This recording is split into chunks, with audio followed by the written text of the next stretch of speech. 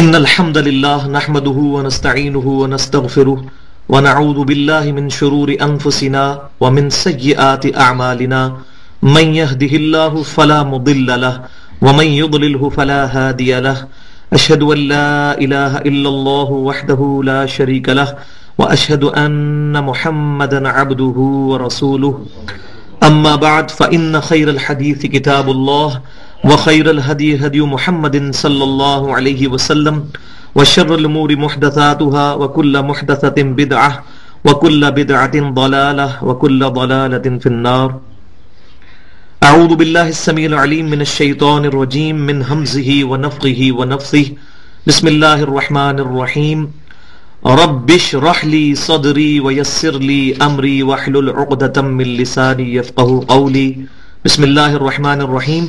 إن الله وملائكته يصلون على النبي يا أيها الذين آمنوا صلوا عليه وسلموا تسليما. اللهم صل على محمد وعلى آل محمد كما صليت على إبراهيم وعلى آل إبراهيم إنك حميد مجيد. اللهم بارك على محمد وعلى آل محمد كما باركت على إبراهيم وعلى آل إبراهيم إنك حميد مجيد.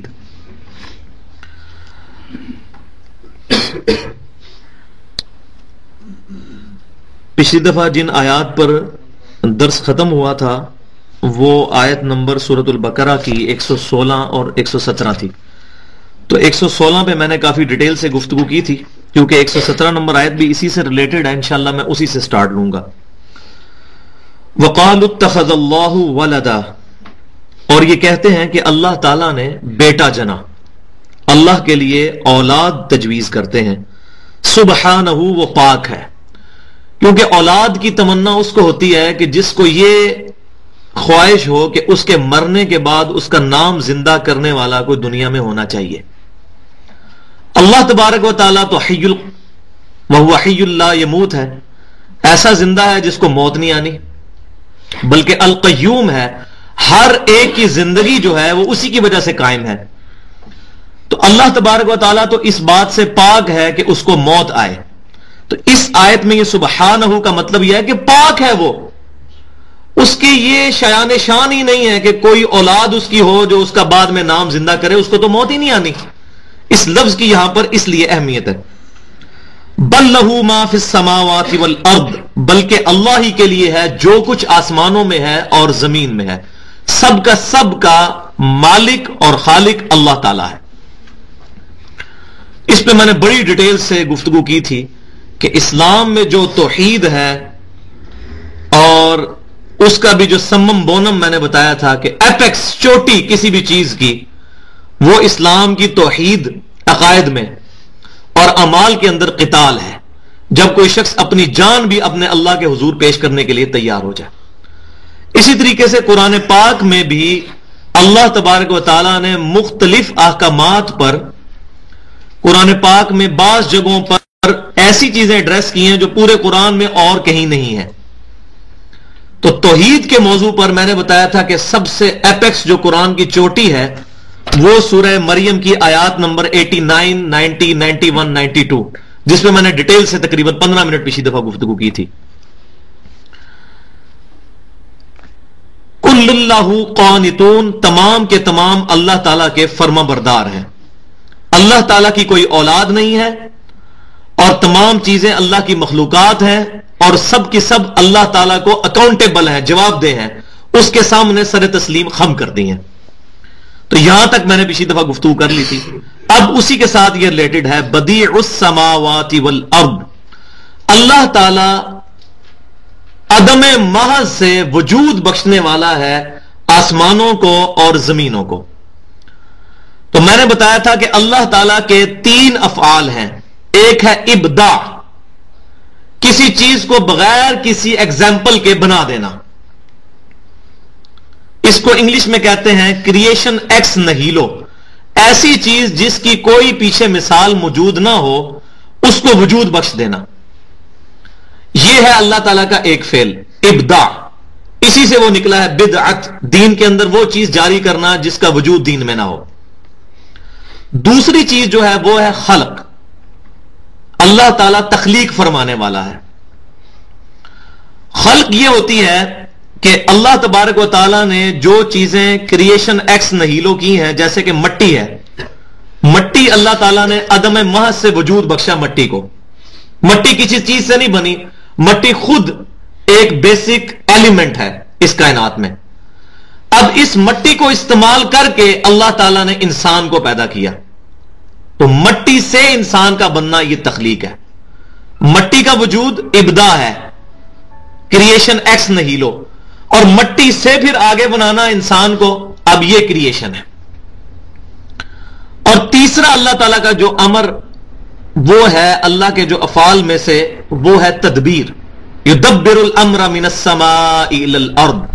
اللہ تعالیٰ آسمانوں سے زمین میں کاموں کی تدبیر فرماتا ہے.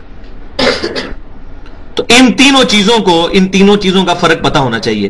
تو اللہ تعالیٰ بدیع السماوات والارض بھی ہے، یعنی کریشن ایکس نہیلو بھی کی ہے. قرآن پاک میں یہ بھی آتا ہے خلق السماوات والارض، تخلیق بھی کی ہے، ابدا بھی کی ہے. ابدا اس اعتبار سے ہے کہ اس کی کوئی پہلے اگزامپل موجود نہیں تھی، اللہ تعالیٰ نے بغیر کسی سیمپل کے اس کو پیدا فرمایا. تو اللہ تعالیٰ بدی ہے زمین اور آسمانوں کا. اور اس کی شان کیا ہے؟ وَإِذَا قَضَى أَمْرًا، جب بھی وہ کسی چیز کا ارادہ فرماتا ہے، یہ وہی یدبر الامر من السماء، یہ امر بھی آ گیا اس کا، جو تدبیر فرماتا ہے، یہ امر کرنے کا ارادہ فرماتا ہے. فَإِنَّمَا يَقُولُ لَهُ كُن فَيَكُونُ، تو اس کا صرف اتنا ہی کہہ دینا کافی ہوتا ہے کہ کن فیکون، کہ ہو جا تو پس وہ چیز ہو جاتی ہے. لیکن اس میں یہ کن فیکون میں یہ بات یاد رکھیں، بعض اوقات انسان کے ذہن میں یہ سوال بھی پیدا ہوتا ہے کہ اگر اللہ تعالیٰ کن فیکون سے ہی چیزوں کو پیدا فرماتا ہے تو ان چیزوں کے پیدا ہونے میں ٹائم کیوں لگتا ہے؟ جیسا کہ اللہ تعالیٰ نے قرآن پاک میں عیسیٰ علیہ السلام کے بارے میں فرمایا کہ اللہ کے نزدیک تو عیسیٰ اور آدم کی مثال ایک جیسی ہے. عیسیٰ علیہ السلام کو بھی کن فیکون کر کے پیدا کیا، آدم علیہ السلام کو بھی کن فیکون. کسی چیز کا ارادہ فرماتا ہے تو کہتا ہے ہو جا تو وہ ہو جاتی ہے. یہ ٹائم جو لیتی ہے نا، یہ تخلیق لیتی ہے. جو اللہ تبارک و تعالیٰ نے تخلیق کے پیریڈز رکھے ہوئے ہیں ان میں ٹائم لگتا ہے، وہ اللہ تعالیٰ کے ڈیوائن وزڈم میں اللہ تعالیٰ نے جو اس کے لیے قانون بنایا ہے اس کے اندر یہ چیزیں طے ہیں. آم کی گٹھلی کو پھل دینے والا درخت بننے کے لیے 8 سال چاہیے، چاہے امر کن ہوگا لیکن 8 سال لگیں گے. اللہ محتاج نہیں اس کا، لیکن اللہ نے یہ فزیکل لاز بنائے ہیں. ماں کے پیٹ میں بچہ بننے کے لیے 9 ماہ کے قریب عرصہ درکار ہے، اگرچہ وہ اللہ کے امر کن سے ہے، لیکن وہ تخلیق کے مراحل گزرنے کے لیے یہ ٹائم لگتا ہے. اسی طریقے سے اللہ تعالیٰ نے زمین و آسمان کو تقریباً قرآن پاک میں 7 جگہ پر آتا ہے کہ 6 دن میں پیدا فرمایا. اللہ تعالیٰ تو کن فیکون 6 دن میں، اس کے بعد ٹائم پیریڈ گزرا. اور الیوم کا لفظ جو ہے عربی میں دن کے لیے بھی استعمال ہو سکتا ہے، جو 24 گھنٹے کا دن ہے، اور ایک پیریڈ آف ٹائم کے لیے بھی. اور آج ہمیں سائنٹسٹ بتا رہے ہیں کہ اس جو زمین و آسمان کو بننے میں 6 ارب سال لگے ہیں. تو عین ممکن ہے کہ اللہ کے ہاں وہ الیوم جو ہے، جو لانگ پیریڈ آف ٹائم ہے، وہ 1 بلین ایئر، 1 ارب سال کے برابر ہو. واللہ عالم، وثوق سے نہیں ہم کہہ سکتے.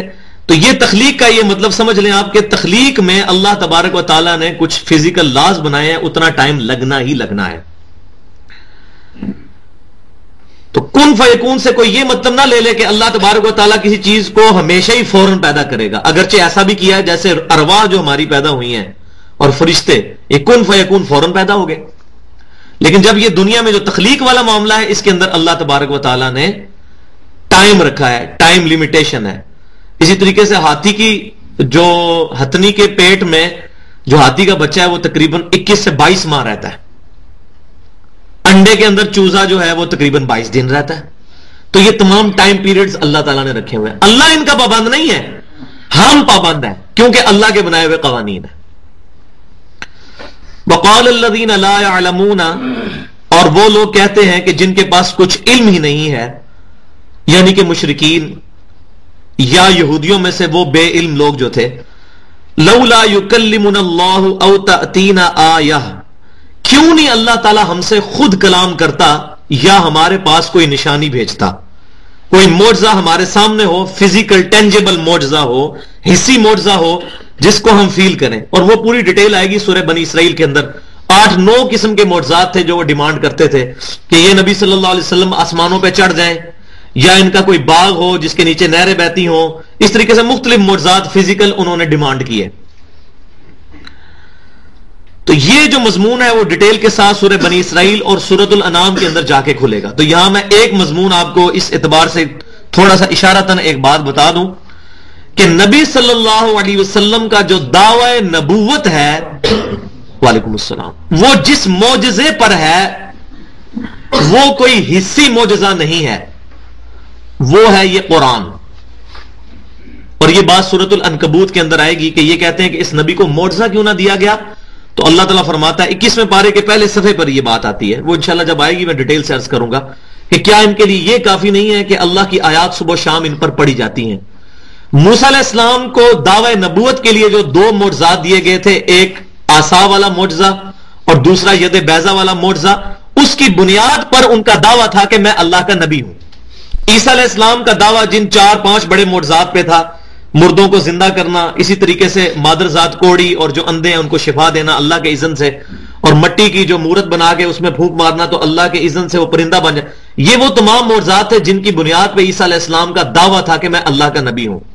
جبکہ امام کائنات سید الاولین والآخرین شفیع المذنبین رحمت للعالمین سیدنا و مولانا محمد رسول اللہ صلی اللہ علیہ وسلم کا جو دعوی نبوت ہے وہ اس پر نہیں ہے کہ میری انگلیوں سے پانی کے چشمے جاری ہوتے ہیں، اگرچہ یہ صحیح ہے، بخاری اور مسلم میں موجود ہے. اسی طریقے سے آپ صلی اللہ علیہ وسلم کی مبارک انگلی کے اشارے سے چاند 2 ٹکڑے ہوا، صحیح بخاری میں موجود ہے. اس قسم کے حصی معجزات سینکڑوں ہزاروں کی تعداد میں موجود ہیں، لیکن ان کی بنیاد پر نبی صلی اللہ علیہ وسلم نے دعوی نبوت نہیں کیا. دعوی نبوت جو ہے وہ اس کتاب اللہ کی بنیاد پر ہے، اور اس کی جو ایونچوئل حکمت ہے وہ ہمیں سمجھ آتی ہے کہ چونکہ آپ صلی اللہ علیہ وسلم قیامت تک کے لیے نبی بنا کے بھیجے گئے ہیں، قیامت تک آنے والے انسانوں کے لیے نبی بنا کے بھیجے گئے ہیں، جنوں کے لیے، پوری انسانیت کے لیے. تو آج کا اگر کوئی انسان ہمیں یہ کہتا ہے کہ نبی صلی اللہ علیہ وسلم اللہ کے نبی ہیں، اس پہ آپ کی دلیل کیا ہے، تو ہم یہ تو نہیں کہیں گے ان کو کہ آپ صلی اللہ علیہ وسلم کی انگلیوں سے پانی کے چشمے جاری ہوتے تھے، کیونکہ وہ کہیں گے ہمیں دکھائیں کوئی ویڈیو. اسی طریقے سے ایک یہودی سے کوئی جا کے کوسچن کرتا ہے، کوئی ایسا ایتھیسٹ منکرین خدا میں سے کہ حضرت موسیٰ علیہ السلام کو تم سمجھتے ہو اللہ کے نبی، تو ان کا معجزہ کیا ہے؟ وہ کہے گا جی آسا. تو کہے گا جی لائیں جی آسا کدھر ہے، ہمارے سامنے ذرا سمندر جو پھاڑ کے اس میں رستہ بنا کے بتائیں تو ہم دیکھیں گے نا. تمہاری اس کتابوں کو تو نہیں ہم مانتے. لیکن آج اگر ہم سے کوئی آگے یہ سوال کرے گا نبی صلی اللہ علیہ وسلم کے لیے جو آپ دعوے نبوت رکھتے ہیں وہ کس بنیاد پہ، تو ہم کہتے ہیں اس کتاب کے اوپر. اس کتاب کو آپ چیک کر لیں، اس کتاب کو آج کے جو سائنٹیفک فیکٹس جو پروو ہو چکے ہیں ان کے اوپر پیش کریں. ایک بھی اسٹیبلش سائنس کے خلاف بات نہیں ہے قرآن پاک کی. وہ انشاءاللہ تعالی جب سورہ حامیم السجدہ کی آیات آئیں گی نا، سنوریہم آیاتنا فی الآفاق وفی انفسہم حتی یتبین لہم انہ الحق، ان قریب ہم زمین و آسمان میں ان کی جانوں میں ان کو ایسی نشانیاں دکھائیں گے، یہ چیخ اٹھیں گے یہ قرآن اللہ کا کلام ہے. جو آج وہ غیر مسلم چیخ اٹھیں، ان کے مسلمان ہونے کی وجہ ہماری داڑیاں اور ہماری نمازیں اور ہماری تبلیغیں نہیں ہیں. ہمارے مولویوں کی بات تو ایک مسلمان نہیں سنتا، جمعے کے وقت وہ جب نماز کا وقت ہوتا ہے اس وقت وہ انٹر ہوتا ہے، تقریر نہیں سنتا. غیر مسلم ہماری تقریریں سن کے مسلمان ہو رہے ہیں؟ نہیں. 11 ستمبر 2001 کے بعد صرف 9 مہینے میں 34,000 امریکن مسلمان ہوئے ہیں قرآن پاک کا ترجمہ انگریزی میں پڑھنے سے. کہ قرآن پاک 20ویں صدی کے جو سائنٹیفک فیکٹس ہیں ان کے مطابق قرآن پاک میں وہ باتیں موجود ہیں جو آج سے تقریباً 1450 سال پہلے یہ کتاب نازل ہوئی. یہ وجہ ہے ان کے مسلمان ہونے کی. تو نبی صلی اللہ علیہ وسلم کو یہ کافر کہتے تھے ان کو کوئی معجزہ کیوں نہیں دیا گیا؟ یہ جب خود دعویٰ کرتے ہیں کہ عیسیٰ علیہ السلام مردے زندہ کرتے تھے، یہ بھی ہمیں مردہ زندہ کر کے بتائیں. موسیٰ علیہ السلام کے معجزات بتاتے ہیں، اس طرح کا کوئی معجزہ یہ بھی کر کے بتائیں. یہ آپ کے ساتھ بھائی جو بیٹھے ہوئے سو رہے ہیں، اپنے دائیں بائیں نظر رکھیں جی. شیطان کی پوری کوشش ہے کہ آج آپ کو سلا دے. میں نے آپ کو بتایا تھا. تو ایک دوسرے پر نظر رکھیں کہ کوئی بندہ سونے نہ پائے. اور اگر کوئی کہہ رہا ہے جی میں آنکھیں بند کر کے مراقبے میں سن رہا ہوں تو اس کی ظاہر کا اعتبار نہ کریں. ٹھیک ہے، باطن کا، بلکہ ظاہر پہ تو فتویٰ لگتا ہے نا جی. تو نبی صلی اللہ علیہ وسلم کا جو دعوی نبوت ہے وہ اس کتاب کے اوپر ہے. تو وہ معجزات ڈیمانڈ کرتے تھے تو اللہ تعالیٰ نے فرمایا کہ یہ قرآن معجزہ ہے قیامت تک کے لیے. تو اب یہ اس ٹاپک کو ایڈریس کیا جا رہا ہے کہ یہ کہتے ہیں کہ یا تو اللہ تعالیٰ ہمارے سامنے آ کر بات کرے ہم سے، یا ہمارے پاس کوئی نشانی آ جائے. کذالک قال الذین من قبلہم مثل قولہم، اسی طرح کی بات ان لوگوں نے بھی کہی تھی جو کہ ان سے پہلے گزرے تھے. وہ ہم پہلے پڑھ چکے ہیں اسی سورہ بقرہ کے اندر کہ موسیٰ علیہ السلام سے بھی ڈیمانڈ کی گئی تھی کہ اللہ تعالیٰ کو ہم دیکھنا چاہتے ہیں، تو بجلی کی کڑک نے ان کو آ گھیرا تھا اور وہ یہ چیز دیکھ رہے تھے ان کے سامنے. پھر اللہ تعالیٰ نے ان کو موت کے بعد دوبارہ زندگی دی. تشابہت قلوبہم، ان کے دل بھی ان کے ساتھ ملے جلے ہیں. اس کو آج آپ سمجھ سکتے ہیں کہ بیسک ہیومن انسٹنکٹ جو ہے نا انسان کی، وہ کبھی بھی چینج نہیں ہوتی. انسان جب بھی کوئی ایسی چیز دیکھتا ہے جو فزیکل لاز سے ٹکراتی ہے تو وہ اس کو آکورڈ لگتی ہے اور اٹریکٹ کرتی ہے. مثال کے طور پر اگر یہ کہا جائے کہ یہ میرے پاس جو سامنے لیپ ٹاپ ہے یہ اچانک ہوا میں یہاں اڑنا شروع کر دے تو لوگ کہیں گے وہ دیکھو کیا ہو گیا. حالانکہ اس سے مشکل چیز یہ ہے کہ روزانہ اربوں کھربوں پرندے اور مکھیاں اور کیڑے اڑ رہے ہیں، لیکن ہمیں نہیں نظر آتا کہ یہ کیوں اڑ رہے ہیں. اس کے اوپر کبھی ہم نے توجہ ہی نہیں دی. کیوں؟ کہ ان فزیکل لاز کے ہم عادی ہو چکے ہوئے ہیں. ورنہ واللہ انڈے میں سے چوزا نکلنا اتنا بڑا معجزہ ہے کہ مردے کو زندہ ہونا اتنا بڑا معجزہ نہیں جتنا انڈے میں سے چوزا نکلنا ہے. مردہ تو آپ کے سامنے لیٹا ہوا ہے، ٹھیک ہے، اس میں روح ڈلی ہے، کوئی جن آیا اور وہ کھڑا ہو گیا، لیکن انڈے اور چوزے کا کوئی تعلق ہی نہیں ہے. انڈے کو ہم نے کئی بار توڑ کے دیکھا ہے فزیکلی، اس کے اندر سے لیس دار مادہ نکلتا ہے، اس لیس دار مادے کا کوئی تعلق ہی نہیں اس چوزے کے ساتھ جو اس میں سے نکلتا ہے. روزانہ اربوں کھربوں انڈوں میں سے چوزے نکل رہے ہیں، اتنا بڑا معجزے ہمارے سامنے ہو رہے ہیں، لیکن ہم کہہ رہے ہیں یار ہوتا ہی ایسے، کیونکہ ہم عادی ہو چکے ہیں. تو انسان کی یہ انسٹنکٹ ہے کہ وہ خلاف نیچر جو چیزیں ہوتی ہیں ان کو دیکھ کے بڑا اٹریکٹ ہوتا ہے. حالانکہ نیچر کے اندر ایسی چیزیں موجود ہیں کہ جن کے اوپر اگر بندہ ایمفسائز کرے تو اللہ تک بندہ پہنچ سکتا ہے. تو اللہ تعالیٰ فرما رہا ہے کہ ان سے پہلے لوگوں نے بھی ایسے باتیں کی تھی، یہ بھی ان کے دل بھی ان کے ساتھ بالکل ملے جلے ہو چکے ہیں. قد بینا الآیات لقوم یوقنون، بے شک ہم نے آیات اپنی یقین رکھنے والوں کے لیے واضح بیان فرما دی ہیں. تو اب اس میں بھی اشارتاً وہ بات آ گئی کہ اصل معجزہ کیا ہے؟ قرآن. دیکھیں نا، اس کا جواب تو یہ ہونا چاہیے تھا کہ ہاں کافرو ہمارا نبی مردہ زندہ کر کے بتاتا ہے آپ کو، لیکن اللہ ہمارا قد بینا الآیات لقوم یوقنون، بے شک ہم نے صاف صاف اپنی نشانیاں، یہ ہیں آیات. وہ جو کہتے تھے آیت لے کے آئے کوئی نشانی ہے معجزہ، اللہ ہمارا یہ ہیں آیات. ایک معجزہ مانگ رہے ہو، یہ 6,500 کے قریب آیات قرآن پاک، یہ سب ہر آیت اللہ تعالیٰ کے ڈیوائن وزڈم اور ڈیوائن علم کا، نالج کا ایک معجزہ ہے. جو میں نے قرآن پاک کے تعارف میں 1.5 گھنٹہ گفتگو کی تھی اس میں یہ چیز بتائی تھی. تو یہاں بھی یہ چیز آ گئی کہ اللہ تعالیٰ نے فرمایا کہ یہ آیات کافی نہیں ہے ان کے لیے، صاف صاف ہم نے بیان فرما دی، یہ معجزہ ہے. انا ارسلناک بالحق بشیرا ونذیرا، بے شک ہم نے محبوب صلی اللہ علیہ وسلم آپ کو حق کے ساتھ پرپسفل مقصد کے لیے بھیجا ہے. بشیرا ونذیرا، خوشخبریاں دینے والا اور ڈر سنانے والا.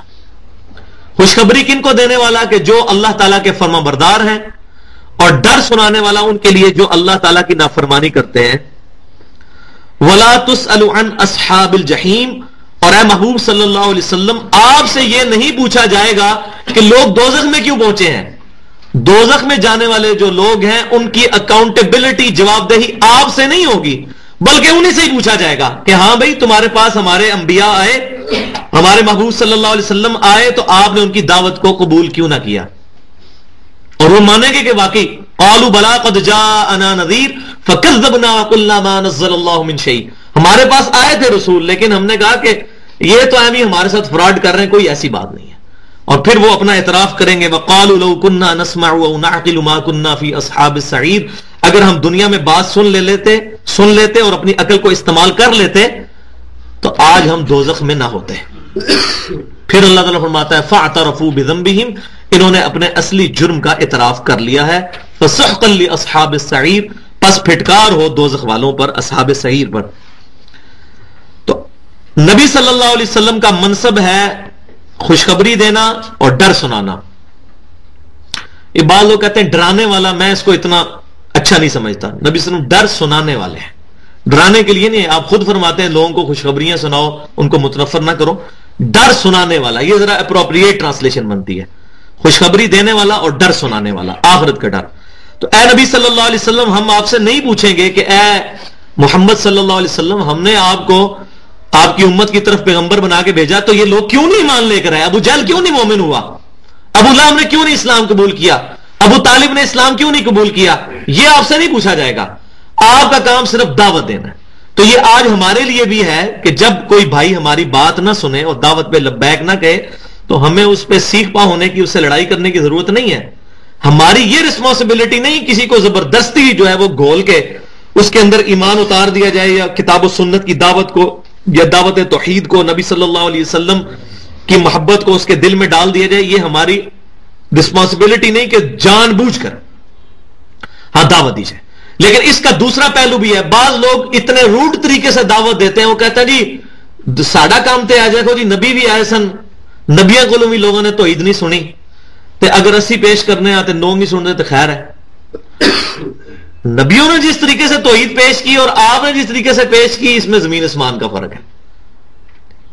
اگر ہم نے کسی فرقے کی طرف بلا کر کتاب و سنت کی دعوت پیش کی، ایک بریلوی اگر کسی اہل حدیث یا دیوبندی کو یہ کہے کہ آؤ تم بریلوی مکتبہ فکر میں آ جاؤ، اور وہ یہ کہ میں نبیوں والی دعوت دے رہا ہوں، تو نبی کیا کہتے تھے؟ بریلوی ہو جاؤ۔ تو آج اگر دعوت پھیلے گی تو کتاب و سنت کے نام پر پھیلے گی، کسی فرقے کے نام پر نہیں۔ یہ ابھی آگے آ رہا ہے، اس میں پہلا سپارہ اسی پہ کنکلوڈ ہوگا، اور وہ بہت زبردست آیات ہے اس اعتبار سے۔ تو ہم نے اگر کسی ٹائٹل کو ساتھ لے کے چلنا ہے کہ کوئی شخص یہ کہے کہ جی میں بریلویت کے ٹائٹل سے یا دیوبندیت کے ٹائٹل سے یا قادیانیت کے ٹائٹل سے یا اہل حدیثیت کی ٹائٹل سے یا شیعت کے ٹائٹل سے لوگوں کو کہوں کہ آؤ اسلام کی طرف آؤ، توحید کی دعوت قبول کرو، پھر لوگ سنتے نہیں ہیں، لوگ توحید کی بات سنتے نہیں ہیں۔ بھائی آپ نے تو نو انٹری کا بورڈ لگا لیا ہوا ہے، آپ کی مسجد کا نام اتنا سا ہے اور باہر مسلک کا نام اتنا بڑا لکھا ہوا ہے، تو آپ کہہ رہے ہیں ہم نبیوں والی دعوت پیش کر رہے ہیں؟ لعنت اللہ علی الکاذبین۔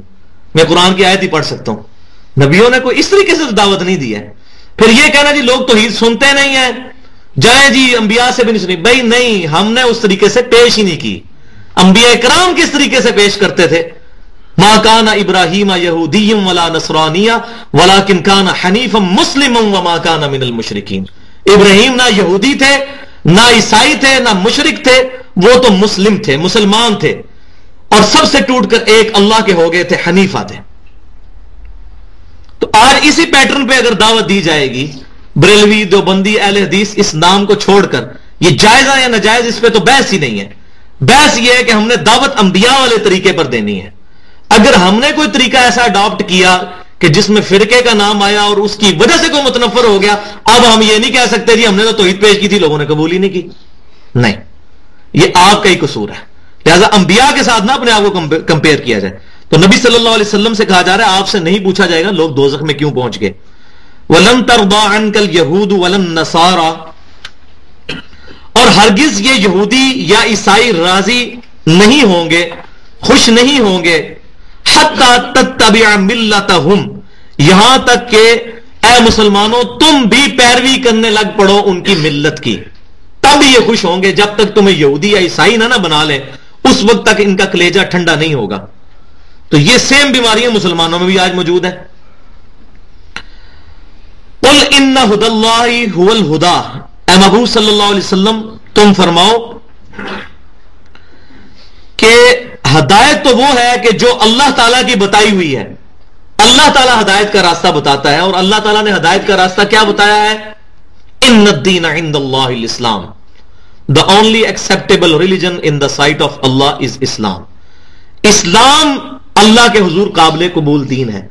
وَمَن يَبْتَغِي غَيْرَ الْإِسْلَامِ دِينًا فَلَن يُقْبَلَ مِنْهُ وَهُوَ فِي الْآخِرَةِ مِنَ الْخَاسِرِينَ، جو کوئی بھی اسلام کے علاوہ کوئی اور دین لے کر اللہ کے حضور حاضر ہوا، اللہ تعالیٰ اس سے اس کا دین قبول نہیں کرے گا اور ایسا شخص خسارہ پا جائے گا۔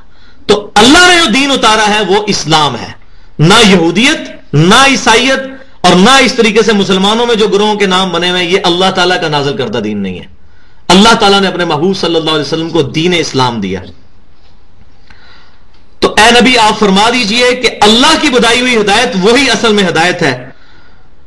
اب آگے دھمکی آ رہی ہے ہم مسلمانوں کے لیے، وَلَئِنِ اتَّبَعْتَ أَهْوَاءَهُمْ بَعْدَ الَّذِي جَاءَكَ مِنَ الْعِلْمِ، اور اگر اے سننے والے، اب میں یہ نہیں کہہ رہا کہ اگر اے نبی تم نے پیروی کی، تو قرآن کا مزاج سمجھنا چاہیے. میں نے پہلے بھی بتایا تھا قرآن پاک میں جہاد کے بارے میں آیات میں بعض اوقات اللہ تعالیٰ نے منافقین کو بھی یا ایھا الذین آمنو کہہ کر ایڈریس کیا ہے.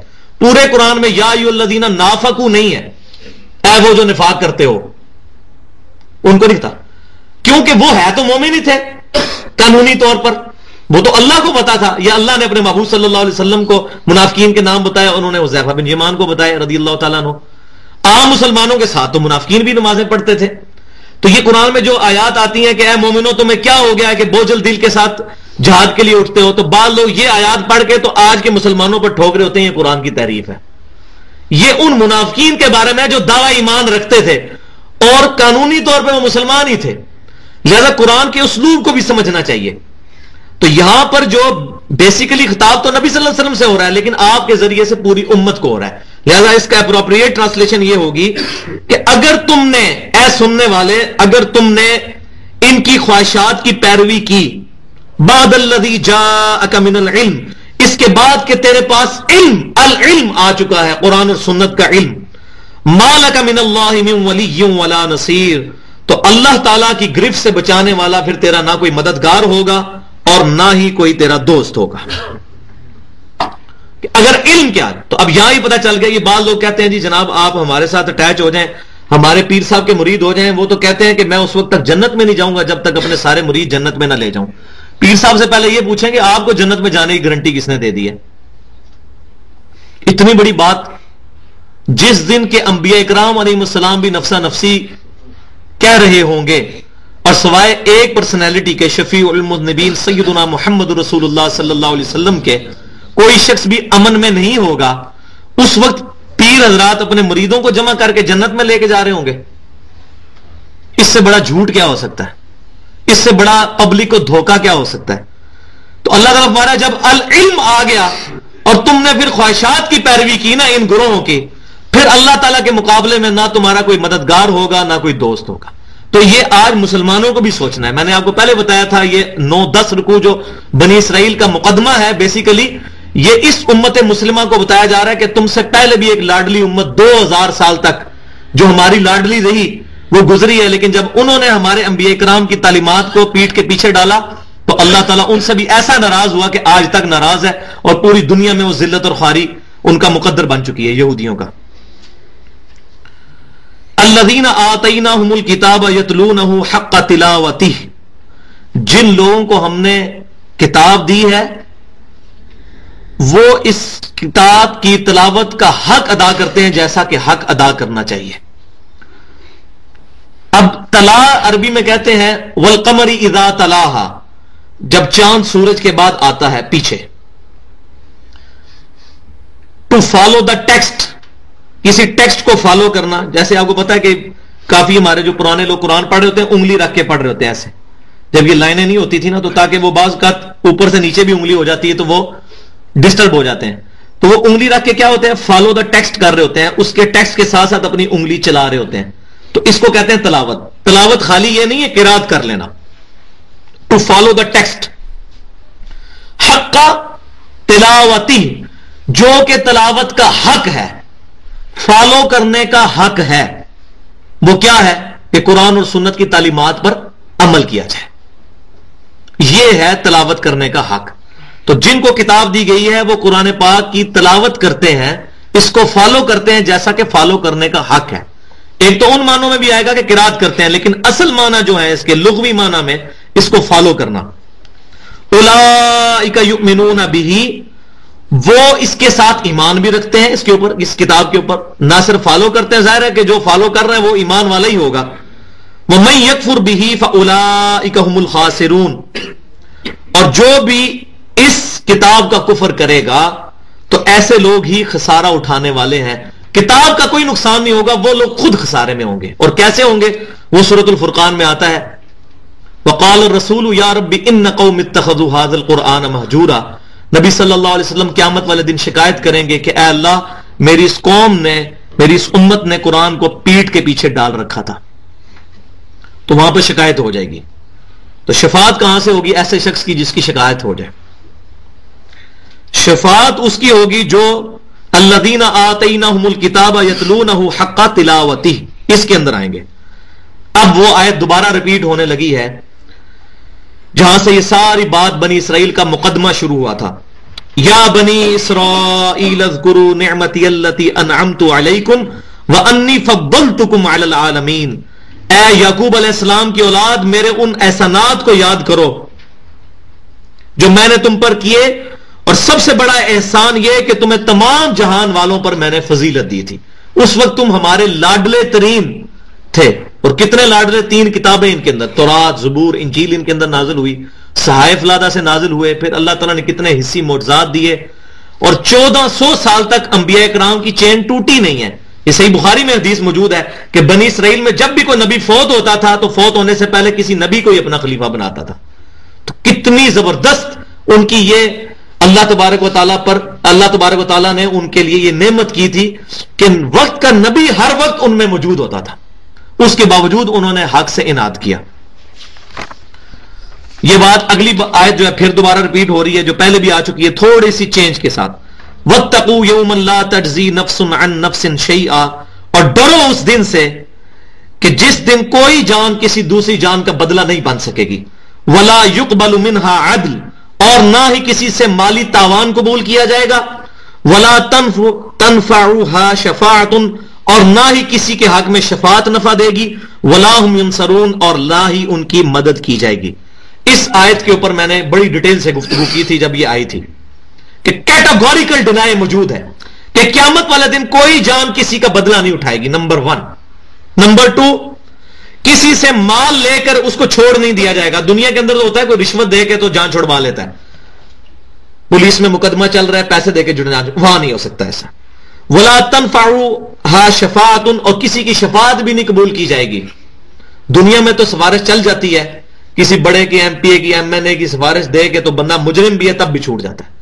اب یہاں ہمارے ذہن میں آ رہا ہوگا کہ وہ شفاعت جو ہوگی نبی صلی اللہ علیہ وسلم کی وہ بِإِذْنِ اللہ ہوگی، اس کا معاملہ ڈیفرنٹ ہے. وہ آیت الکرسی میں ڈیٹیل سے عرض کروں گا کہ وہ شفاعت کیا ہے. وَلَا هُمْ يُنصَرُونَ، اور نہ ہی ان کی مدد کی جائے گی. یہ بھی نہیں ہوگا کہ ان کے مدد کے لیے کوئی باہر سے کوئی ایسی فوجیں آ جائیں کہ وہ زبردستی اس کو چھڑوا لیں.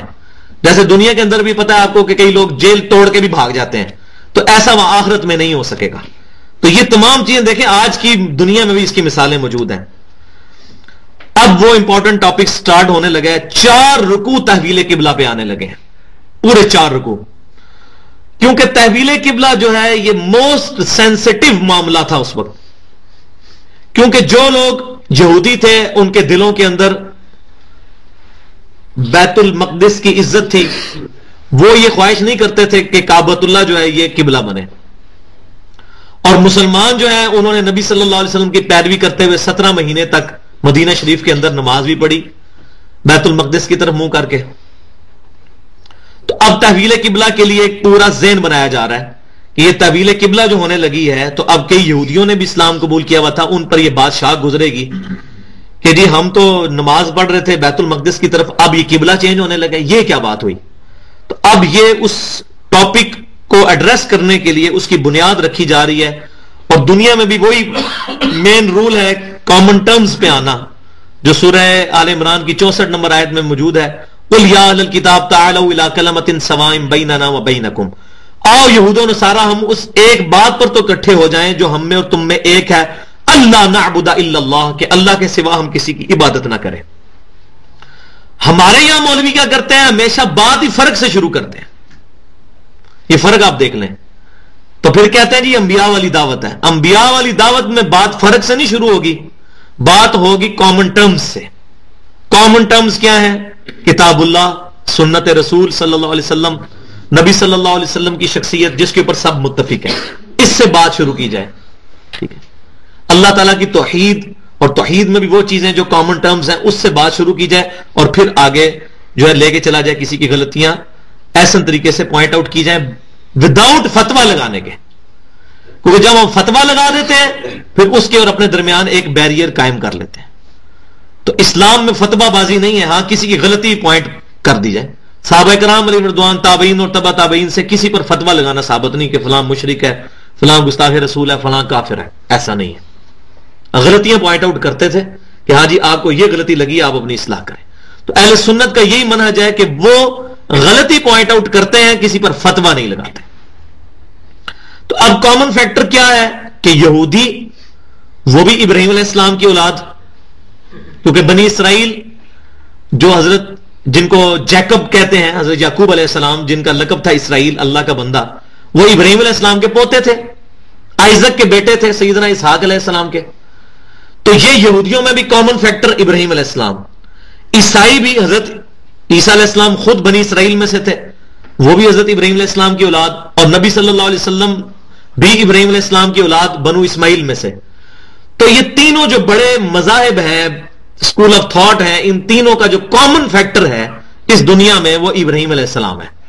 تو اللہ تبارک و تعالیٰ نے تحویل قبلہ کے لیے اور بنی اسرائیل کی امت کو معزول کرتے ہوئے اس امت کو کھڑا کرنے کے لیے جو آخری میں نے بتایا تھا کیل ٹھوکا, جو تاج پوشی مسلمانوں کی ہوئی, وہ تحویل قبلہ کی صورت میں ہوئی کہ اب وہ 2000 سال سے بنی اسرائیل جس منصب پہ فائز تھے ان کو معزول کیا گیا, اور امت محمدیہ صلی اللہ علیہ وسلم کو اب بنی اسرائیل سے بنو اسماعیل میں یہ معاملہ شفٹ ہو گیا, اور ختم نبوت کا تاج نبی صلی اللہ علیہ وسلم کے مبارک سر پہ رکھا گیا, جس کا سب سے بڑا سمبل یہ ہے کہ اب قیامت تک کے لیے قبلہ جو ہے وہ خانہ کعبہ ہوگا. تو اب اس کا یہ پورا جو ہے سمجھیں کہ اس کی تمہید بنائی جا رہی ہے, اور ابراہیم علیہ السلام جو کامن فیکٹر ہے ان سے بات شروع کی جا رہی ہے. وَإِذِ ابْتَلَىٰ إِبْرَاهِيمَ رَبُّهُ بِكَلِمَاتٍ فَأَتَمَّهُنَّ, اور یاد کرو کہ ابراہیم علیہ السلام کو جب جب اللہ تعالیٰ نے آزمایا جن باتوں کے اوپر, تو اللہ تبارک و تعالیٰ کے لیے انہوں نے اپنی باتیں پوری کر دی, جس کو آج ہم انگلش میں کہیں گے کہ he passed with flying colours. Ibrahim علیہ السلام پر جب بھی کوئی آزمائش اللہ تعالیٰ کی طرف سے آئی, اللہ تعالیٰ نے ان کو کوئی حکم دیا, حتیٰ کہ ان کو بیٹے کو ذبح کرنے کا حکم دیا, تو اس کے لیے بھی وہ تیار ہو گئے. تو ابراہیم علیہ السلام کو جب بھی آزمایا گیا تو وہ ان باتوں پر پورے اترے کہ جو اللہ تعالیٰ نے ان کے لیے آزمائش رکھی تھی. تو پھر اس کے بعد اللہ نے کیا انعام ان کے لیے فرمایا, قال انی جاعلک للناس اماما, تو اللہ نے فرمایا بے شک میں اب تمہیں انسانیت کا امام بنانے والا ہوں. دیکھ لیں پوری انسانیت کا امام ہے. ابراہیم علیہ السلام کا منکر کوئی نہیں ہے, ایون ہندو بھی مانتے ہیں. یہ براہم جو لفظ استعمال ہوتا ہے ان کے اندر ابراہیم سے ہی نکلا ہوا ہے. یہ بھی بنی اسرائیل کا ایک جو وہ جس پہ ہالی ووڈ نے ایک فلم بھی بنائی ہے, the last tribe of Israel. بنی اسرائیل کے 12 میں سے ایک جو قبیلہ تھا وہ گم ہو گیا تھا, تو ایک جو یہودی ہے اس نے پوری اس پہ ریسرچ کی تھی, پھر اس نے ایک فلم بھی بنائی تھی کہ یہ وہ لوگ ہیں کہ جو یہ ہندو ہیں, اور ان کا بھی یہ دعویٰ ہے کہ ہمارے جو یہ اپنشدز ہیں اور ویدیں ہیں یہ تقریباً 4000 سال پرانی ہیں, اور آپ کو پتا ہے ان کتابوں میں آج بھی نبی صلی اللہ علیہ وسلم کی پریڈکشنز پیشن گوئیاں موجود ہیں. ایون صحابہ کرام کا بھی ذکر موجود ہے, خلفائے راشدین کا بھی, ایون یہاں تک موجود ہے کہ نبی صلی اللہ علیہ وسلم ربیع الاول کی 12 تاریخ کو پیدا ہوں گے. یہ ہندوؤں کی کتاب میں بھی لکھا ہوا ہے, اور صحیح سند سے یہی ثابت ہے. یہ جھوٹی بات ہے کہ نبی صلی اللہ علیہ وسلم کا وفات کا دن جو ہے 12 ربیع الاول ہے.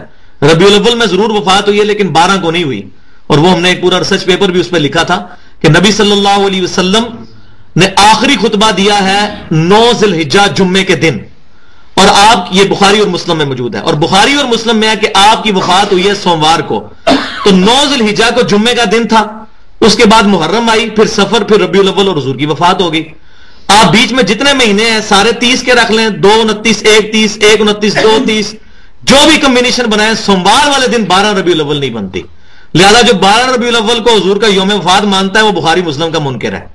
یا تو بخاری مسلم غلط کہہ رہی ہے کہ آپ نے آخری خطبہ جمعے کو دیا اور آپ کی وفات سوموار کو ہوئی, یا اس کی بات. تو یہ تاریخی جھوٹ ہے جو پبلک میں عام ہوا کہ 12 وفات ہے, 12 پیدائش ہے.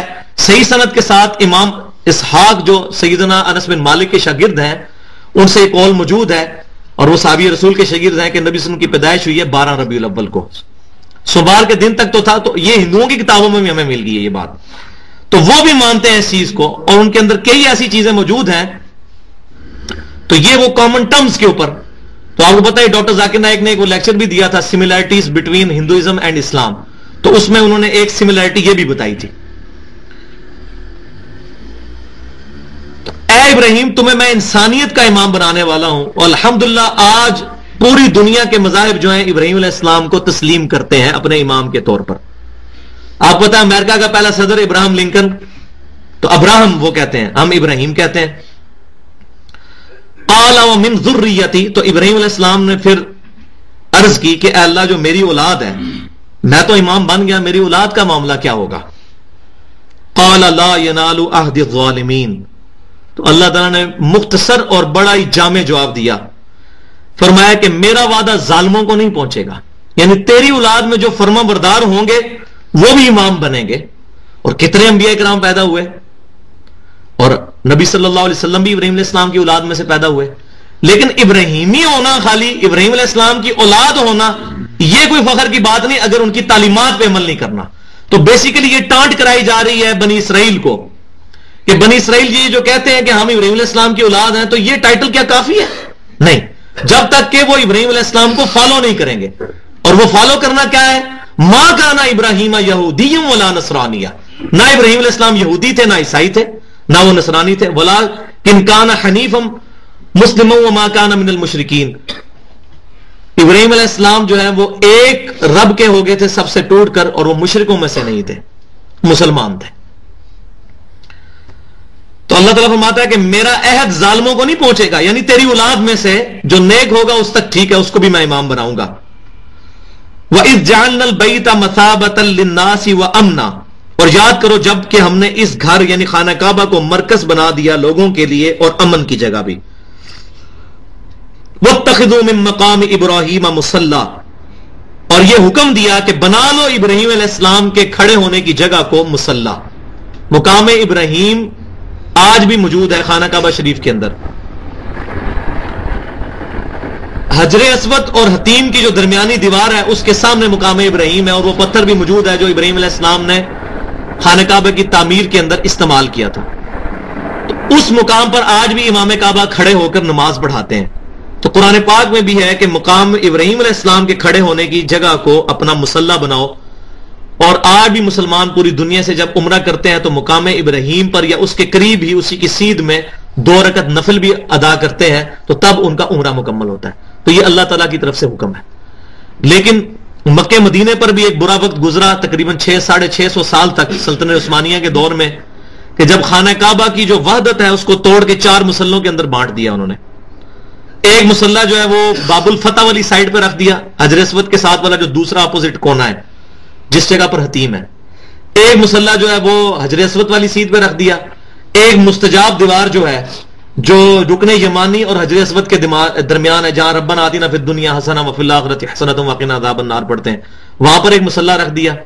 تو پہلا والا جو میں نے بتایا وہ فقہ حنفی کا مسلح، پھر فقہ شافعی کا، اور ادھر فقہ حنبلی کا، اور پھر چوتھا مسلح جو ہے بالکل خانہ کعبہ میں جو مقام ابراہیم کی اپوزٹ سائڈ جو ہے ادھر مسلح رکھا فقہ مالکی کا.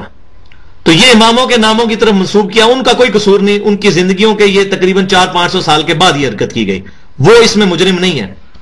جیسا کہ عیسائیوں نے عیسیٰ علیہ السلام کے بارے میں جو ڈیوینٹی کلیم کی ہے، الوہیت کا عقیدہ، اس میں عیسیٰ علیہ السلام کا کوئی قصور نہیں ہے، عیسائیوں کا قصور ہے. تو یہ مسلح تقریباً 1955 تک بنے رہے. 1925 میں تو فزیکلی جب یہ گورنمنٹ آئی سعودی گورنمنٹ، تو انہوں نے وہ مسلح تو اٹھا دیے چاروں کے چار، اور مقام ابراہیم پر امام کعبہ کو کھڑا کر دیا.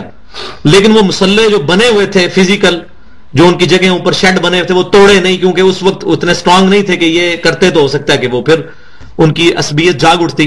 تو 1955 میں جب مزید توسیع ہوئی مطاف کی، اس کے اندر پھر انہوں نے توڑا. یہ انہوں نے بھی تقریباً 30 سال تک کمپرومائز کیا ہے اس کے اوپر. مسلح بنے ہوئے تھے، وہاں نماز نہیں ہوتی تھی، نماز ایک امام کے پیچھے ہوتی تھی. تو جو لوگ یہ جھوٹ بولتے ہیں کہ جو سعودی عرب والے ہیں وہ حنبلی ہیں، تو ان کو احمد بن حنبل کا مسلح تو رہنے دینا چاہیے تھا، وہ بھی انہوں نے اٹھا دیا، چاروں اٹھا دیے. تو یہ 650 سال تک یہ بدعت خانہ کعبہ میں جاری رہی، مدینہ شریف میں بھی. اور اس میں میں وہ حدیث بیان کرتا ہوں جو بخاری اور مسلم کی متفق علیہ حدیث ہے، جس نے مدینے میں بدعت کو جاری کیا اس پہ اللہ کی لعنت، اللہ کے فرشتوں کی لعنت، اور تمام لعنت کرنے والوں کی لعنت. یہ حدیث میں نے بیان کیا، آگے آپ خود سمجھ جائیں. ہم کسی پہ فتویٰ نہیں لگاتے، لیکن مدینے میں بدعت جاری کرنے والوں کے بارے میں نبی صلی اللہ علیہ وسلم کا غضب کس قدر جو ہے وہ بھڑکتا ہے. پھر یہ ایک مسلح رکھا گیا. تو اب بھی مقام ابراہیم کی سیدھ میں ہی امام کعبہ اکثر اوقات وہیں پہ کھڑا ہوتے ہیں، اور وہ اس آیت کے مطابق ہے. اس کا یہ مطلب نہیں کہ خانہ کعبہ میں جو کچھ آج ہو رہا ہے وہ صحیح ہے. جو چیز ٹھیک ہے وہ میں نے بیان کر دی، وہاں پہ بھی غلط چیزیں ہو رہی ہیں اور اللہ تعالیٰ ان کو توفیق دے کہ وہ اپنی غلطیوں کو دور کریں. بٹ اوورآل جہاں تک ایز فار ایز عقائد آر کنسرنڈ، الحمدللہ ان کے عقائد جو ہیں وہ بالکل صحیح ہیں. اور میری تقریباً 3 دفعہ حاضری ہوئی ہے وہاں میرے امام کعبہ سے بھی شیخ زین العابدین کے ساتھ بڑی ڈیٹیل ڈسکشن انگلش میں انشاءاللہ میں آپ کو کبھی سناؤں گا کہ جو میری ان کے ساتھ ہوئی تھی. وَعَاهِدْنَا إِلَىٰ إِبْرَاهِيمَ وَإِسْمَاعِيلَ، اور ہم نے تاکید کی ابراہیم علیہ السلام کو اور ان کے بیٹے اسماعیل علیہ السلام کو، أَن طَهِّرَ بَيْتِيَ لِلطَّائِفِينَ وَالْعَاكِفِينَ وَالرُّكَّعِ السُّجُودِ، کہ میرے گھر کو صاف ستھرا رکھو طواف کرنے والوں کے لیے اور اعتکاف بیٹھنے والوں کے لیے اور رکوع اور سجدے کرنے والوں کے لیے. تو یہ صرف خانہ کعبہ کو پاک صاف نہیں رکھنا بلکہ ساری مسجدوں کو صاف رکھنا یہ رسپانسبلٹی ہے. اور خصوصاً جو لوگ رمضان میں اعتکاف بیٹھتے ہیں وہ سمجھتے ہیں کہ اب یہ ہمارے گھر کی طرح ہے، اور بعض اوقات وہ اسی طرح صفوں میں بیٹھ کے زمین پہ بیٹھ کے سالن کھا رہے ہوتے ہیں اور وہ چیزیں وہاں بکھیر دیتے ہیں اور مسجد میں بعض اوقات بدبو بھی پیدا ہو جاتی ہے. تو یہ سخت جرم ہے. اللہ تعالیٰ کے جتنے بھی گھر ہیں ان کو اللہ تعالیٰ کی وجہ سے پروٹوکول دیتے ہوئے ان کا خیال رکھنا ہے، ان کو صاف رکھنا ہے. تو اللہ کے گھروں کو پاک صاف رکھنے کا حکم اللہ تعالیٰ نے خود دیا ہے. وَإِذْ قَالَ إِبْرَاهِيمُ رَبِّ اجْعَلْ هَذَا بَلَدًا آمِنًا وَارْزُقْ أَهْلَهُ مِنَ الثَّمَرَاتِ مَنْ آمَنَ مِنْهُمْ، اور یاد کرو جب ابراہیم علیہ السلام نے اپنے رب سے دعا کی کہ اے میرے رب بنا دے اس شہر کو امن والا اور روزی والا، اس کے باشندوں کو طرح طرح کے پھلوں سے روزی بھی دے. اور وہ کیسی روزی دی؟ الحمدللہ آج بھی کئی چیزیں ایسی ہیں جو مکہ کے اندر نہیں اگتی لیکن پوری دنیا سے پھل اور فروٹ وہاں پر اویلیبل ہوتے ہیں سستے داموں. پوری دنیا سے فروٹ وہاں آتے ہیں. یہ ابراہیم علیہ السلام کی دعا کی برکت ہے. من آمن منہم باللہ والیوم الآخر، اور ابراہیم علیہ السلام نے تو یہ اسپیشلی دعا کی کہ اے اللہ یہ ان کے لیے کہ جو ایمان لائیں اللہ پر اور یوم آخرت پر، یعنی جو مومنین ہوں ان کو اے اللہ تو یہ گھر ان کے لیے امن والا گھر بنا دے، ان کو روزی دے طرح طرح کے پھلوں سے. لیکن اللہ تعالیٰ نے اس کے جواب میں کیا فرمایا؟ قال ومن کفر فأمتعه قلیلا، تو اللہ تعالیٰ نے فرمایا کہ جو کفر کرے گا نا اس کو بھی میں دوں گا. یہ نہیں ہے کہ صرف مومنین کو ہی میں رزق دوں گا، جو کفر کرے گا میں ان کو بھی دوں گا قلیل، تھوڑا سا دنیا کے اندر. ثم اضطره الى عذاب النار، ثم اضطره الى عذاب النار، پھر اس کے بعد ان کو میں زبردستی لے جاؤں گا آگ کے عذاب کی طرف. وبئس المصیر، اور وہ کیا ہی برا ٹھکانہ ہے. یعنی دنیا کے اندر چاہے کوئی شخص مکے میں رہتا ہے اور وہ کافر ہے اس کو بھی رزق ملے گا. اور آپ دیکھیں تقریباً انہوں نے 300 کے قریب بت جو ہیں وہ خانہ کعبہ میں رکھے ہوئے تھے اور معاشی طور پہ کتنے خوشحال تھے. قریش جو تھے مشرک بھی تھے تب بھی اللہ تبارک و تعالیٰ کی طرف سے رزق کی ان میں کمی نہیں تھی. اور سب سے بڑی بات یہ کہ ان کو اتنا پروٹوکول دیا جاتا تھا کہ پورے عرب کے اندر جہاں بھی قریش کا قافلہ جاتا تھا اس قافلے کو لوٹا نہیں جاتا تھا، کیوں کہتے تھے اگر ہم نے ان کے قافلے کو لوٹ لیا تو یہ ہمارا بت نکال دیں گے وہاں سے. ہر قبیلے نے اپنا بت رکھا ہوا تھا نا خانہ کعبے کے اندر، تو ان کو بڑا اسپیشل پروٹوکول اسلام سے پہلے بھی ملتا تھا قریش کو. تو اللہ تعالیٰ ہمارا کہ جو کفر کریں گے ان کو بھی میں دنیا کا ساز و سامان تو برتنے کے لیے دوں گا لیکن پھر ان کو میں زبردستی لے جاؤں گا عذاب النار کی طرف، اور وہ برا ٹھکانہ ہے. وَإِذْ يَرْفَعُ إِبْرَاهِيمُ الْقَوَاعِدَ مِنَ الْبَيْتِ وَإِسْمَاعِيلُ، اور اب وہ وقت بھی یاد کرو کہ جب ابراہیم علیہ السلام نے اور اسماعیل علیہ السلام نے بھی جب کعبے کی بنیادیں جو ہیں وہ بلند کرنا شروع کی.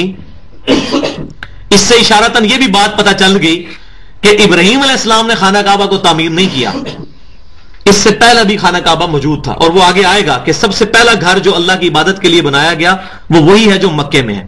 تو آدم علیہ السلام سے یہ اسرائیلی روایات میں ملتا ہے اور ظاہر ہے یہ بالکل ٹھیک بھی ہوگا کیونکہ جب سے پہلا موحد یا مومن دنیا میں موجود ہے اللہ کی عبادت تو وہ کر رہا ہے. تو ابراہیم علیہ السلام سے پہلے بھی خانہ کعبہ موجود تھا لیکن وہ بارش کے اثرات اور سیلاب کی وجہ سے چونکہ وہ ایک وادی کے اندر ہے، آج بھی کچھ عرصہ پہلے تک تو جب بھی بارشیں ہوتی تھیں تو پانی کھڑا ہو جاتا تھا. اب وہاں پہ گورنمنٹ نے جو ہے وہ کافی ہیوی ڈیوٹی جو ہے موٹرز لگائی ہیں پانی سک، کیونکہ بڑے بڑے چٹیل پہاڑ ہیں، وہ جب بارشیں ہوتی ہیں سارا وہ وادی میں ہی آ کے جمع ہو جاتا تھا. تو اس کی وجہ سے خانہ کعبے کی بنیادیں جو ہیں وہ گم ہو گئی ہوئی تھیں، خانہ کعبہ مسمار ہو چکا تھا. تو اللہ تعالیٰ نے ابراہیم علیہ السلام کو خانہ کعبے کی وہ جگہ بتا دی. تو جب وہ ان کی بنیادیں انہوں نے ڈھونڈی پھر ان کو بلند کرنے لگے تو ساتھ ساتھ وہ دعا بھی کر رہے تھے، ربنا تقبل منا انک انت السمیع العلیم، اے رب ہماری طرف سے یہ عمل قبول کر لے۔ لیکن مومن کی یہی نشانی ہے کہ نیکی کرے گا تب بھی ڈرتا رہے گا، کہے گا یا اللہ قبول کر لے۔ آج کی طرح نہیں ہے ہماری طرح کہ کوئی نیکی کرتے ہیں تو وہ ڈھنڈورا پیٹتے ہیں، جی میں تو یہ کیا، میں نے تو مسجد میں ٹائلیں میں نے لگوائی، میں نے فلاں جگہ یہ کر دیا، میں نے فلاں جگہ یہ کر دیا۔ تو مومن کیا ہوتے ہیں، کرنے کے باوجود بھی اپنے عمل کی طرف توجہ نہیں ہوتی، یا اللہ میں اتنا کچھ تیرے لیے کیا، یا اللہ قبول کر لے جو بھی جس طریقے سے میں کر رہا ہوں۔ انک انت السمیع العلیم، بے شک تو ہی سننے والا اور علم رکھنے والا ہے۔ اور یہ اب دعائیں شروع ہو رہی ہیں، ربنا وجعلنا مسلمین لک ومن ذریتنا، اے رب ہمیں بنا دے فرما بردار اپنا۔ ابراہیم علیہ السلام اپنے لیے بھی دعا کر رہے ہیں۔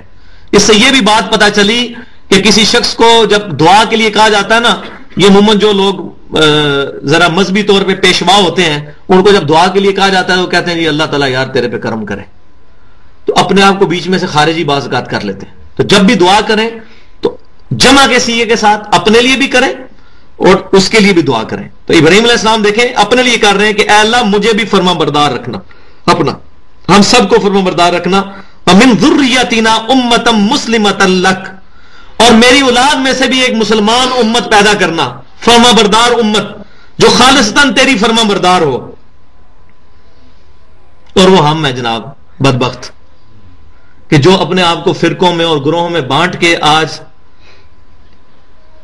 150 کروڑ ہونے کے باوجود ہماری وہ اہمیت بھی نہیں ہے جو اسرائیل کی اہمیت ہے دنیا کی پالیٹکس کے اندر۔ دنیا کے کسی معاملے میں کسی مسلمان ملک کو کبھی مشورہ نہیں کیا جاتا، کسی مسلمان ملک کو انوالو نہیں کیا جاتا۔ ہاں جب رگڑا لگانے کی باری آتی ہے تو کہتے ہیں ہاں ٹھیک ہے۔ وہ صحیح حدیث ہے نبی صلی اللہ علیہ وسلم کی کہ ایک وقت آئے گا کہ دنیا کی قومیں تم پر اس طرح ٹوٹ پڑیں گی اور لوگوں کو دعوت دیں گی جیسے دسترخوان پہ کھانا رکھ کے کہا جاتا ہے کہ آؤ اس کو کھاؤ۔ تو صحابہ اکرام علیہم رضوان نے پوچھا یا رسول اللہ علیہ وسلم کیا اس وقت ہم تعداد میں زیادہ نہیں ہوں گے؟ تو آپ صلی اللہ علیہ وسلم نے فرمایا کہ تعداد میں تو تم بہت زیادہ ہوگے، لیکن مسلمانوں کے دل کے اندر ایک بیماری ڈال دی جائے گی وہن کی۔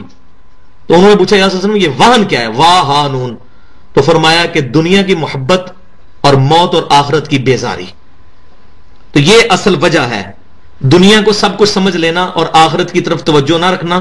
اس کی وجہ سے آج مسلمانوں کے حکمران بھی جو ہم میں سے ہی نکلے ہیں وہ لوگوں کہتے ہیں کہ جی آپ اگر ترقی کرنا چاہتے ہو تو اسلام رکاوٹ ہے آپ کی اس ترقی کے اندر، اسلام کو تو پہلے سائڈ پہ کرو، جس کو ڈاکٹر اقبال نے بہت پہلے سمجھ لیا تھا۔ انہوں نے وہ شعر میں کنکلوڈ کر دیا، جدا ہو دین سیاست سے تو رہ جاتی ہے چنگیزی۔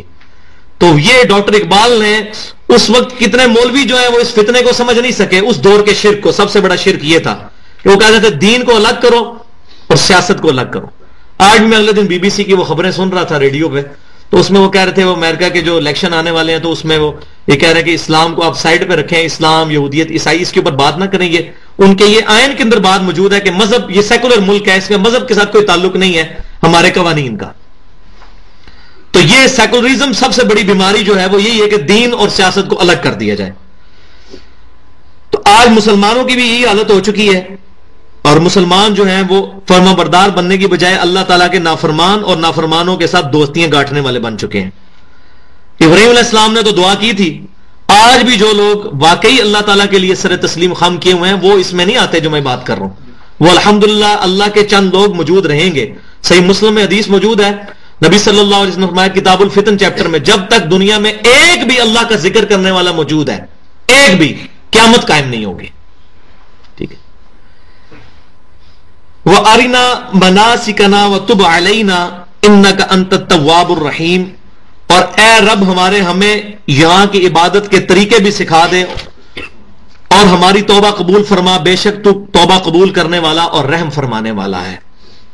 ربنا وابعث فیہم رسولا منہم یتلو علیہم آیاتک، اور اے رب ہمارے ان میں ایک رسول بھیج، خاص رسول انہی میں سے جو ہو، کوئی لینگویج بیریئر بھی نہ ہو، یہ نہ ہو کہ یہ عربی والے ہیں تو کوئی انگلش بولنے والا یا اردو یا فرانسیسی بولنے والا آ جائے، ایسا نہیں، لینگویج بیریئر بھی نہ ہو، انہی میں سے ایک رسول بھیج تاکہ ان کا یہ بھی نہ رہے کہ ہمیں بات سمجھ ہی نہیں آئی۔ دنیا میں تو یہ ہو سکتا ہے نا کسی کے ساتھ دوسری لینگویج میں بات کی جائے اس کو سمجھ ہی نہ آئے، تو اے اللہ ان کو انہی میں سے ایک رسول کو اٹھا، یتلو علیہم آیاتی کا، جو تیری آیات تلاوت کر کے ان کو سنائے، وَيُعَلِّمُهُمُ الْكِتَابَ وَالْحِكْمَةَ اور ان کو کتاب اور حکمت کی تعلیم دے، وَيُزَكِّيهِمْ اور ان کو پاک کر دے، إِنَّكَ أَنْتَ الْعَزِيزُ الْحَكِيمُ بے شک تو ہی بہت زبردست اور حکمت والا ہے۔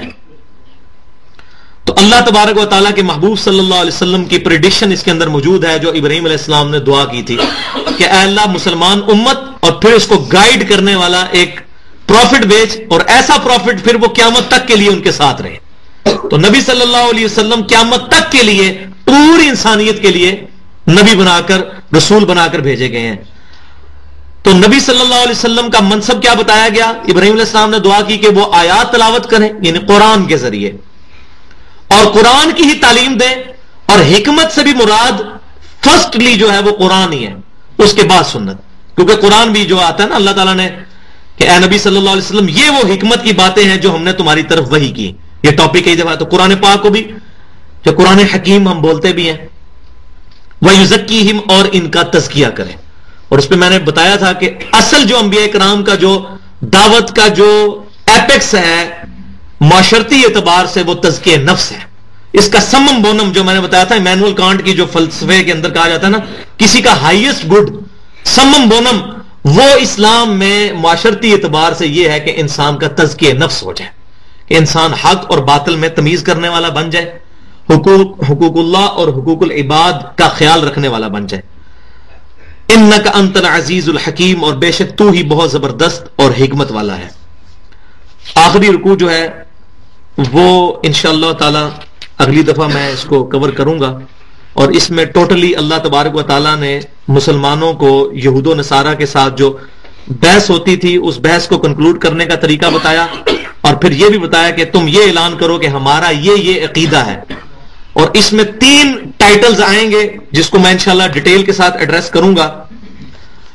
نمبر 1 ہے نحن لہو مسلمون، ہم سر تسلیم اللہ کے لیے خم کرتے ہیں۔ اس کے بعد نحن لہو عابدون، ہم عبادت بھی صرف اللہ کی کرتے ہیں، اور پھر اس کا کلائمیکس آیا ہے نحن لہو مخلصون، اور ہم اپنی جو رضا جو ہے خالصتاً اللہ کی رضا کے حوالے کرتے ہیں۔ تو یہ 3 ٹائٹلز اس کے اندر آئیں گے، اور اسی کے اوپر وہ شورى آفاق آیت بھی آئے گی کہ جو اللہ تعالیٰ نے جب بحث کی جائے تو اس کے اینڈ پہ کنکلوڈ کی جائے گی بحث کہ تلک امۃ قد خلت لہا ما کسبت ولکم ما کسبتم ولا تسألون عما كانوا يعملون، کہ یہ ایک امت تھی جو گزر گئی، ان کے اعمال ان کے ساتھ، تمہارے اعمال تمہارے ساتھ، تم سے یہ نہیں پوچھا جائے گا کہ وہ کیا کر کے گئے۔ تو آج اس بحث میں نہیں پڑھنا چاہیے کہ خلافت کے حقدار حضرت ابوبکر صدیق تھے یا سیدنا علی تھے۔ اگر کوئی آ کر اہل سنت کے ساتھ اس پر بحث کرتا ہے، اس بحث کو چھوڑا جائے، اس کی بجائے سب سے پہلی جو بنیادی دعوت ہے اس کے اوپر آیا جائے۔ وَلَقَدْ بَعَثْنَا فِي كُلِّ أُمَّةٍ رَسُولًا، اور بے شک ہم نے ہر امت کی طرف رسول بھیجا، کیا دعوت دے کر؟